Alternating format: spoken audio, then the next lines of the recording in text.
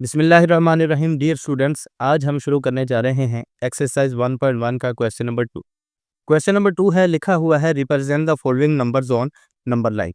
नीचे दिए गए नंबर्स को आपने नंबर लाइन के ऊपर जाहिर करना है। अब नंबर लाइन क्या होती है और नंबर लाइन के ऊपर आप लोग कैसे जाहिर करते हो, आज के लेक्चर में हम ये सीखेंगे।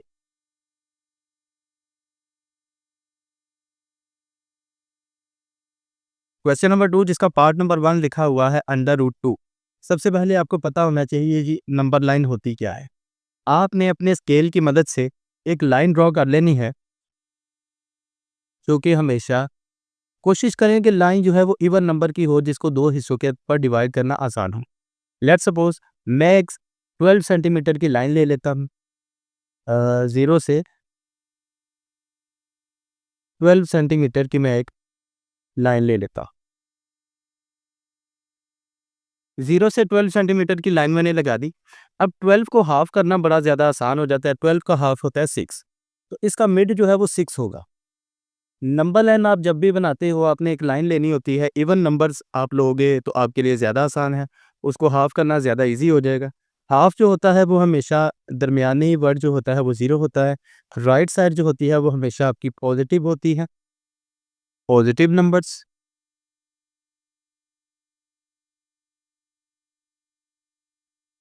Positive numbers,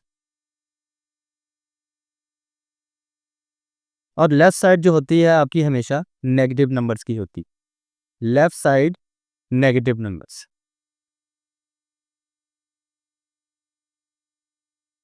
negative numbers. Right side हमेशा पॉजिटिव नंबर्स और लेफ्ट साइड हमेशा नेगेटिव नंबर। अच्छा, अब हमने नंबर्स लगाने हैं। नंबर के दरमियान में याद रखिएगा आपकी स्पेसिंग जो है वो इक्वल होनी चाहिए। लेट्स सपोज मैं 2-2 सेंटीमीटर के बाद जो है एक स्पेस अपनी लाइन ड्रॉ कर रहा हूँ। यानी 6 है, 7 को छोड़ा 8, 8 के ऊपर मैं एक निशान लगाता हूँ। 9 को छोड़ा 10, 11 को छोड़ा 12। स्पेसिंग आपकी हर वर्ड के बाद जो है वो इक्वल होनी चाहिए। 6 है, -5, 5 को छोड़ा 4, ये नेगेटिव वैल्यूज बनाने के लिए। 3 को छोड़ा 2, 1 को छोड़ा 0। अब ये जो वैल्यूज मेरे पास करनी है, इनके ऊपर हमने अपने नंबर्स ड्रॉ करने हैं। 1, 2, 3, ये आपका वैल्यू 0 है। 1, 1, 2, 3। अब इस तरीके की जो लाइन आपके पास ज़ाहिर हो जाती है, लाइन हमेशा 0, मिड हमेशा 0 होता है। राइट साइड अभी हमने देखा कि वो पॉजिटिव नंबर्स होते हैं, तो राइट साइड की तरफ पॉजिटिव नंबर 1, 2 और 3। 1, 2 और 3। इसी तरीके से लेफ्ट साइड जो होती है हमेशा नेगेटिव होती है, तो ये नेगेटिव नंबर्स -1, -2 और -3। ठीक। अब कोई भी आपके पास नंबर दिया जाता है तो आप इजीली उसको कह देते हो ये तो अंडर रूट 2 है, इसकी पहले आपको वैल्यू निकालनी पड़ेगी। लेट्स सपोज अगर आपके पास सिंपल 2 होता, तो आप लोग कह देते नंबर लाइन के ऊपर ये 2 है और इसके ऊपर आप लाइन लगा देते और ऊपर एरो बना देते और आपको पता चल जाता कि नंबर लाइन के ऊपर वर्ड 2 कहाँ पे शो अप हो रहा है। लेकिन अंडर रूट 2 कैसे पता चलेगा कि नंबर लाइन के ऊपर किस जगह पे शो हो रहा है? हम कैलकुलेटर की मदद से अंडर रूट 2 की पहले वैल्यू निकाल लेंगे।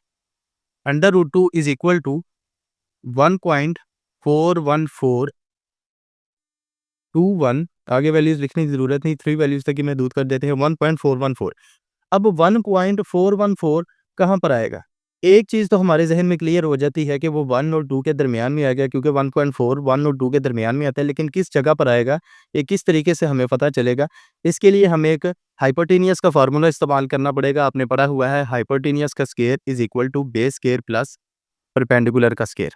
जी, तो बेटा आपने को मैंने नंबर लाइन समझा दी कि नंबर लाइन होती क्या है। अब मैंने क्वेश्चन के हिसाब की, ये सिर्फ नंबर लाइन मैंने समझाने के लिए ड्रॉ की हुई थी। अब मैंने क्वेश्चन के हिसाब की नंबर लाइन बना ली है क्वेश्चन को सॉल्व करवाने के लिए। अंडर रूट 2 की वैल्यू आती है 1.414। इसको हमने इस नंबर लाइन के ऊपर ज़ाहिर करवाना है, तो वो किस तरीके से करवाएंगे? सबसे पहले हमारे पास एक फार्मूला होना चाहिए हाइपोटेनियस का। हाइपोटेनियस का square is equal to base का स्क्वायर प्लस परपेंडिकुलर का स्क्वायर। ये आपके पास एक राइट एंगल ट्रायंगल का स्क्वायर बन सकता है। यानी आपकी एक राइट एंगल ट्रायंगल किस तरीके से बनती है, आपकी कोई भी वैल्यू होती है, एक एंगल आपका बनता है। मैं लेट्स सपोज 4 सेंटीमीटर की एक राइट एंगल के ऊपर एक बेस बना देता हूँ। जो नीचे वाली स्ट्रेट लाइन होती है इसको बेस कहते हैं। ऊपर भी आपकी 4 सेंटीमीटर की ही लाइन लगेगी। तो मैं इधर 4 सेंटीमीटर की बिल्कुल सफ़ेद 90 डिग्री के एंगल बनाने के लिए 4 सेंटीमीटर की एक लाइन लगा देता। तो जो रिमेनिंग बचता है इसको हम मिला देते हैं। इस तरीके की ट्रायंगल जो होती है आपके पास एक राइट एंगल ट्रायंगल होती है। जो स्ट्रेट लाइन है ये आपकी बेस कहलाती है। जो 90 डिग्री का एंगल बना रही है आपका परपेंडिकुलर और ये थर्ड लाइन जो है आपका हाइपोटेनियस है। अगर स्टूडेंट्स आपको ये नाम याद करने में मुश्किल पेश आती है तो इसका आसान हल ये है कि हाइपोटेनियस को आप सी लेट कर लें, बेस को आप ए लेट कर लें और परपेंडिकुलर को आप बी लेट कर लें। तो आपके पास फार्मूला बनता है C square is equal to A square plus B square. तो लेट्स सपोज मैं बेस को रख लेता हूँ 1, बेस की वैल्यू रख लेते हैं 1, परपेंडिकुलर की वैल्यू भी रख लेते हैं 1 और अब हमने हाइपोटेनियस की वैल्यू निकाल ली। E square is equal to ए की जगह जो वैल्यू हमने रखी हुई है वो वैल्यू पुट की 1 का स्क्वायर प्लस बी की वैल्यू भी 1 रखी हुई है 1 उसका स्क्वायर, 1 का स्क्वायर 1 ही होता है प्लस 1 का स्क्वायर फिर से 1 सी स्क्वायर इज इक्वल टू 2। अब आपके पास सी स्क्वायर की वैल्यू आई है 2। अब हमने ये स्क्वायर ख़त्म करना है, हमने हाइपोटेनियस की वैल्यू निकालनी है। तो इन दोनों को इनको ख़त्म करने के लिए स्क्वायर ख़त्म करने के लिए दोनों साइड्स का अंडर रूट ले लेंगे by taking square root on both sides. दोनों साइड्स की तरफ आप लोग स्क्वायर रूट ले लेंगे तो वो किस तरीके से होगा, सी स्क्वायर ये अंडर रूट के अंदर आ जाएगा is equal to 2, C is equal to sorry दोनों के ऊपर अंडर रूट आ जाएगा। स्क्वायर रूट के साथ आपका स्क्वायर जो है वो कट हो गया, सी की वैल्यू आई है आपके पास अंडर रूट 2, हाइपोटेनियस आपके पास आया है अंडर रूट 2। जी तो बेटा क्लियर। इसके बाद आपने ये जो वर्ड आया है 1.414 इसको नंबर लाइन के ऊपर जाहिर करवाना है तो वो किस तरीके से करवाएंगे। पहले तो देखिए अंडर रूट 2 जो है वो 1.414 के इक्वल है। तो हमने जो है वो वैल्यू 1 तक लेनी है क्योंकि 1 और 2 के दरमियान में एंगल बनना चाहिए। तो एंगल बनाने के लिए 0 से 1 तक आप अपनी एक लाइन ड्रा करेंगे, बेस अपनी बनाएंगे इस जगह पर 0 to 1।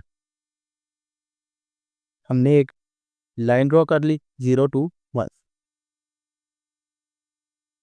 0 to 1 लाइन ड्रा करने के बाद आप लोगों ने बेटा जी करना क्या है, एक राइट एंगल ट्रायंगल बनानी है। तो राइट एंगल ट्रायंगल बनाने के लिए आपको ज़रूरत पड़ेगी प्रकार की ज़रूरत। इसको खोलें, इक्वल साइड्स जो हैं वो दोनों को बिल्कुल एक जैसा रख लें ताकि आपका एंगल जो है वो बिल्कुल करेक्ट बने। तो इसको 0 के ऊपर रख के अपने एंगल जो आपने जितने सेंटीमीटर की छोड़ी हुई है 1 जितनी लाइन है उधर तक खोल लें। उधर तक खोलने के बाद 1 के ऊपर रख के यहाँ पर एक लाइन ड्रॉ करें क्योंकि आपने एक राइट एंगल ट्रायंगल के लिए बनानी है। ये आपकी लाइन हो गई। अब आपने यहाँ पर एक स्ट्रेट लाइन लगानी है जो कि आपकी राइट एंगल ट्रायंगल कहलाई। हमने एक स्ट्रेट लाइन ड्रॉ कर ली और जो थर्ड आपकी वैल्यू है उसको आपने बस मिला देना, थर्ड वन वैल्यू को मिला दिया।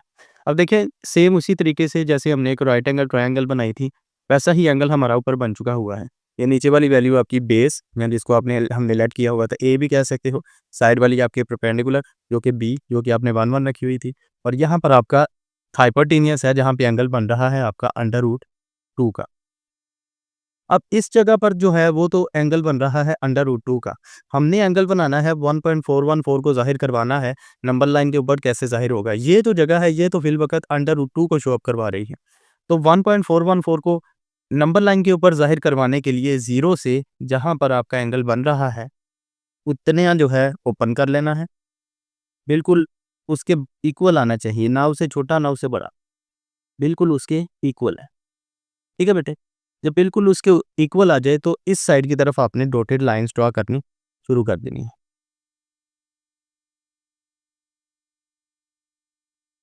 इस लाइन की तरफ लाइंस जब आप लोग ड्रा कर लोगे, इस साइड की तरफ जब लाइन ड्रा हो जाएँगी तो बेटा ये जो पॉइंट बनेगा, ये जो पॉइंट आ रहा है, इस जगह पर आपकी ये वैल्यू 1.414 इस जगह पर जो है वो शो अप होगी।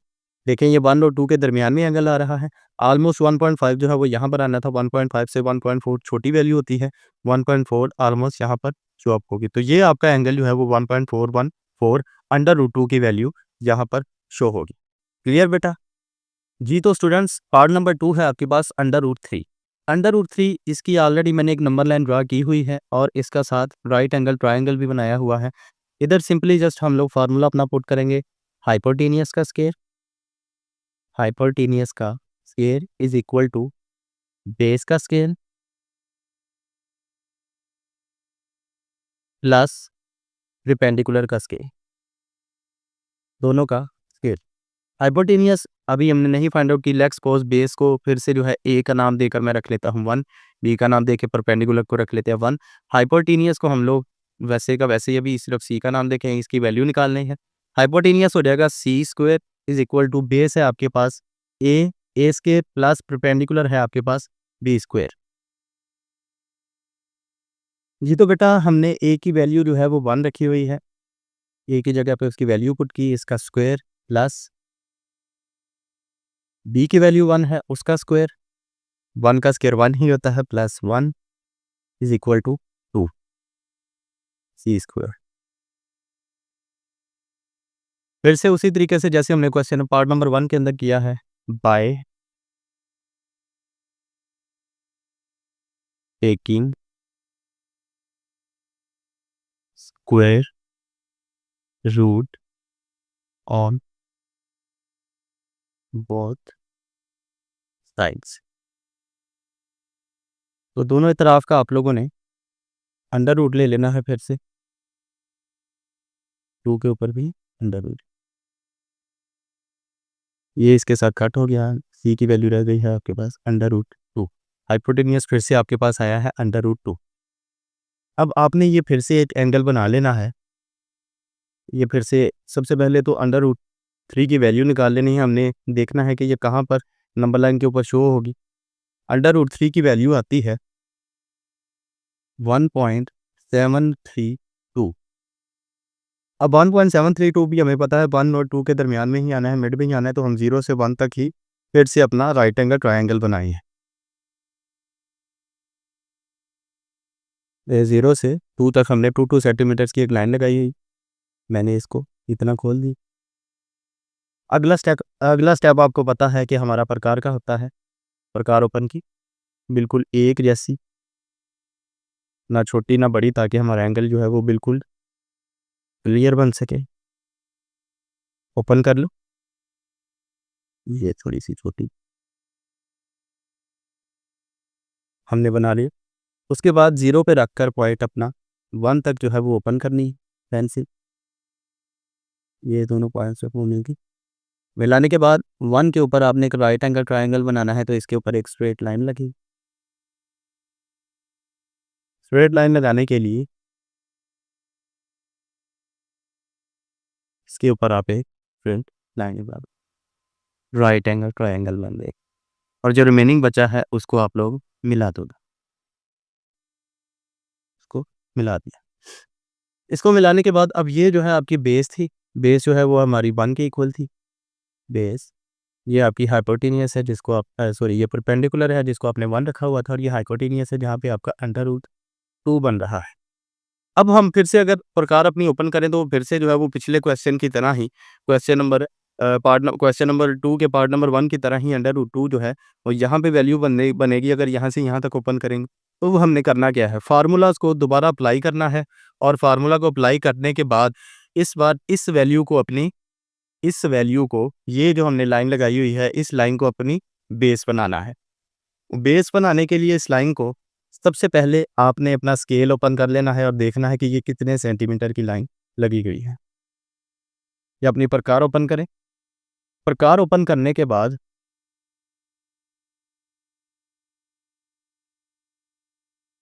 जी तो बेटा प्रकार ओपन करने के बाद आपने देखना है 0 से हमारी ये जो लाइन लगी है ये कितने सेंटीमीटर की है। तो प्रकार की मदद से आप इजीली पैमाइश कर सकते हैं। इसकी पैमाइश करने के बाद ये जो एंगल है, जिस जगह पर ये दोनों लाइन्स मिल रही हैं, यहाँ पर एक आपने स्ट्रेट लाइन एक ड्रॉ करनी है राइट एंगल ट्रायंगल बनाने के लिए, फिर से दोबारा से फार्मूला अप्लाई करने के लिए। और यहाँ पर इस तरीके से रखकर अब आपने एक स्ट्रेट लाइन इस एंगल के ऊपर ड्रा करनी है, बिल्कुल स्ट्रेट लाइन है वो कुछ इस तरीके से आपकी एक बिल्कुल स्ट्रेट लाइन यहाँ पर ड्रा हो, और जो बाकी रिमेनिंग वैल्यू बची है उसको आपने मिला है ना। अब इस पॉइंट पर ये जो है आपकी नीचे वाली वैल्यू ये बेस है, और बेस इस बार है √2 के इक्वल। परपेंडिकुलर जो है लेट्स सपोज मैं इस पर रख लेता हूँ 1, और हाइपोटेनियस फिर से हमने मालूम करना है। ठीक, अब देखिए वैल्यू किस तरीके से निकलेगी। √3 हाइपोटेनियस के ऊपर इस तरीके से कैसे आएगा। सी की वैल्यू ऑलरेडी हमारे पास √2 जो है वो निकली हुई थी। ठीक, हमारी अब बेस जो है वो √2 है। दोबारा से फार्मूला अप्लाई करेंगे, हाइपोटेनियस का square is equal to base का स्क्वायर प्लस परपेंडिकुलर का स्क्वायर। बेस इस पर है हमारे पास √2 का स्क्वायर प्लस परपेंडिकुलर फिर से 1 है, 1 का स्क्वायर, √ के साथ स्क्वायर की वैल्यू कैंसिल, 2 प्लस 1 का स्क्वायर 1 ही होता है 3। इस पर आपके पास हाइपोटेनियस जो आया है वो आया है 3। तो सेम वही काम, by taking square root on both sides, दोनों तरफ का अपने स्क्वायर रूट लेना है। ये भी √ के अंदर और 3 भी आपका √ के अंदर। स्क्वायर की वैल्यू √ के साथ कट हो गई, सी की वैल्यू √3। अब यहाँ पर जो है आपकी हाइपोटेनियस आया है √3, सेम क्वेश्चन की तरह जैसे यहाँ पर हमारा √2 आया। ठीक, उसके बाद जिस पॉइंट के ऊपर ये दोनों वैल्यूज मिली हुई हैं, जहाँ पे एंगल बना हुआ है, फिर से आपने काम क्या करना है, प्रकार को अपनी बिल्कुल उसके जितना जो है वो ओपन कर लेना है। 0 पॉइंट से रखकर जितनी आपकी प्रकार जो है वो खुली हुई बा, जितना एंगल बना हुआ है उसके ऊपर रखकर आपने एक एंगल बना देना है। आपको पता है कि इसका आंसर 1.732 है, और ये जो है 1 और 2 के दरमियान में आना चाहिए। तो यहाँ से जो है आपका एंगल बनेगा। मैंने डॉटेड लाइन्स ड्रॉ की, ये देखिए कुछ इस जगह पे जो है ये एंगल बन रहा है 1 और 2 के मिड पॉइंट पर है, दरमियान में है। आपको पता है 1 और 2 का मिड जो है वो ऑलमोस्ट 1.5 होगा। 1.5 और 2 के दरमियान में देखिए 1.7, ये एंगल जो है यहाँ पर आपका 1.732 बन रहा है। ठीक है बेटा, तो ये पार्ट नंबर 2 भी आपका क्लियर हो गया। ये तो स्टूडेंट्स पार्ट नंबर 3 है आपके पास। 4 सही 1/3, 4 1/3, इसको पहले आपने सिंपलेस्ट फॉर्म के अंदर लिख लेना है। आपको पता है इसको सिंपलेस्ट फॉर्म के अंदर चेंज करने के लिए जो नीचे वाली वैल्यू होती है उसको साइड वाली वैल्यू के साथ मल्टीप्लाई करवाते हैं।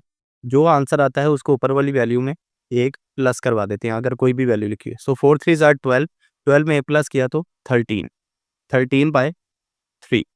अब इसका आपने सोल्यूशन निकालना है कैलकुलेटर की मदद से कि 13 डिवाइडेड बाय 3 आंसर क्या निकलता है। ये आता है 4.333 एंड सो गोइंग ऑन, ये चलता रहता है। अब आपको पता है कि नंबर लाइन के ऊपर नंबर जो हैं 1 2 3 4 5 6, इसी तरह से -1 -2 -3 -4 -5 और -6 कि ऑलरेडी मैंने एक नंबर लाइन ड्रा की हुई थी। इस बार जो है मैंने फासला जो है इक्वली रखा हुआ है, और ऑलमोस्ट 1 सेंटीमीटर का जो है वो फासला सबके दरमियान रखा हुआ है। 6 to 7, 7 to 8, 8 to 9, 9 to 10, 1 centimetre का फासला मैंने रखा हुआ है। अब हमें पता है बेटा कि ये जो है हमारा क्वेश्चन सोल्व होने के बाद इसका आंसर निकलता है 4.33। इसका मतलब है 4 के बाद और 5 से पहले 4.33 आता है। यहाँ पे किसी वैल्यू के ऊपर ये वाला नंबर हमारा 4 1/3 आएगा, तो वो हमें किस तरीके से पता चलेगा। बड़ा आसान वर्ड है कि सबसे पहले 4 है, आपने 4 के ऊपर चले जाना है, फिर आपने देखना है नीचे वाला हिस्सा क्या है। नीचे वाला हिस्सा है 3, तो आपने ये 4 to 5 वाला जो हिस्सा है इसको 3 पार्ट्स के अंदर पहले ही डिवाइड कर देना है। 3 पार्ट्स के अंदर आप इसको किस तरीके से डिवाइड करेंगे कि आपने 2 लाइनें इक्वली लगानी है। इक्वल लगानी है ताकि वो 3 हिस्सों के अंदर इक्वली डिवाइडेड हो जाए। मैं लेट्स सपोज़ एक लाइन इधर लगा देता हूँ और एक लाइन इधर लगा देता हूँ। अब देखिए 3 हिस्से बन गए हैं, 1, 2 और 3 हिस्से।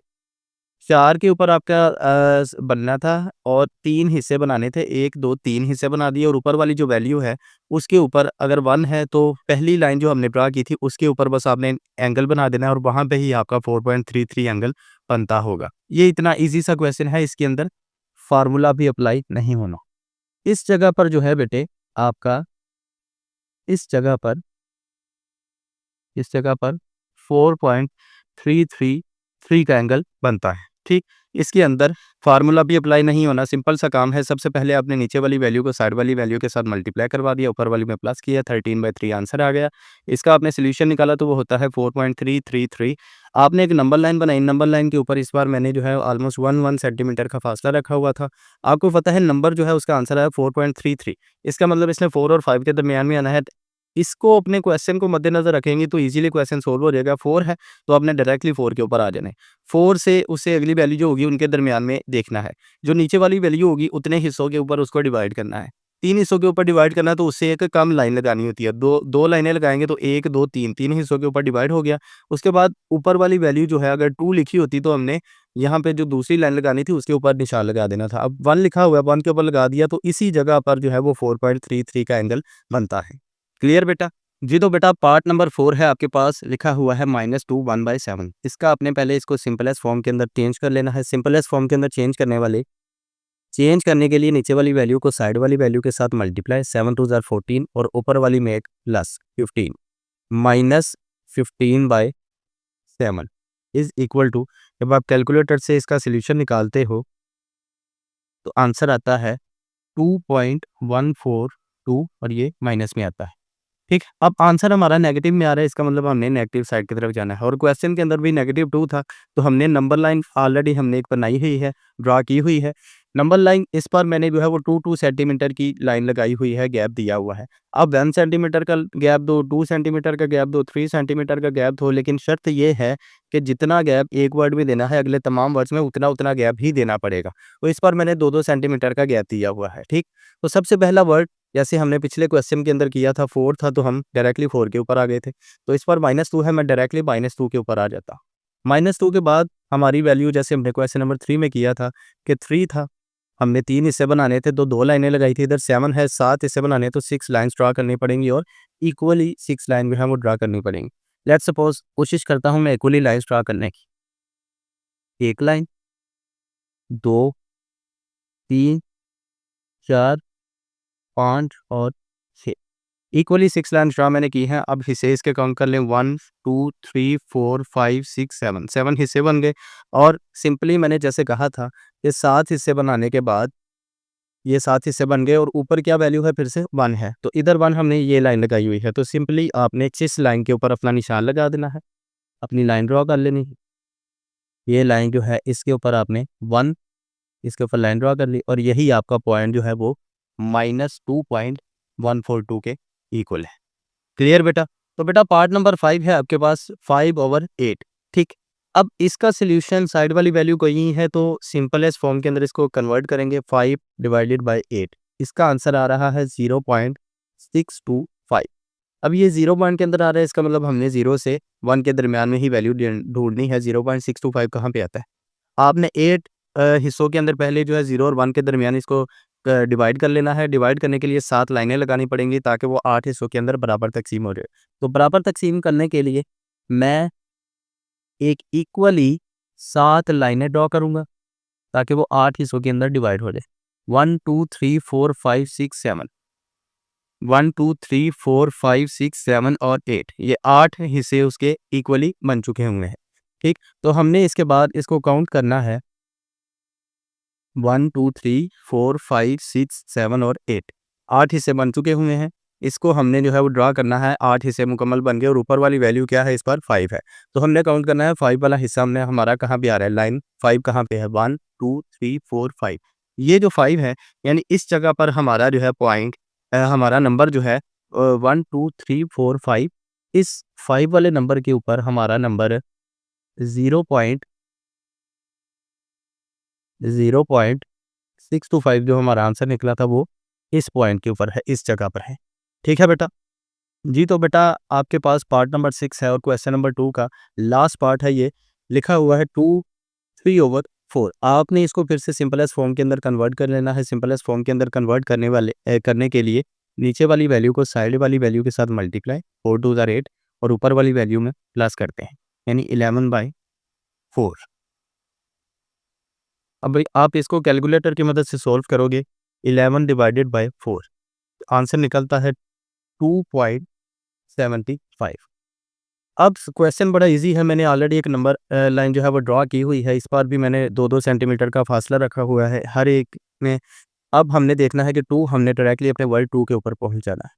इसके अंदर लाइनें जो हैं आपका नीचे वाली वैल्यू जो 4 हिस्सों के ऊपर इसको डिवाइड करना पड़ेगा, 4 पार्ट्स के ऊपर इसको डिवाइड करेंगे, तो 4 हिस्सों के ऊपर डिवाइड करने के लिए 3 इक्वल लाइनें लगानी पड़ेंगी ताकि 4 हिस्सों के ऊपर डिवाइड हो जाए। 1 2 3। अब देखिए 1 2 3 4 4 हिस्सों के ऊपर डिवाइड हो गया और ऊपर वाला हिस्सा क्या है, थर्ड हिस्सा जो है आपका आंसर में बनेगा 1 2 और 3। ये जो थर्ड हिस्सा है यही आपका आंसर है। इसके ऊपर आप सिंपली अपनी लाइन ड्रॉ कर लेंगे और वो 2.75 आपका बन रहा होगा। यहाँ पर आपका 2.75 नंबर आता है, 2.75।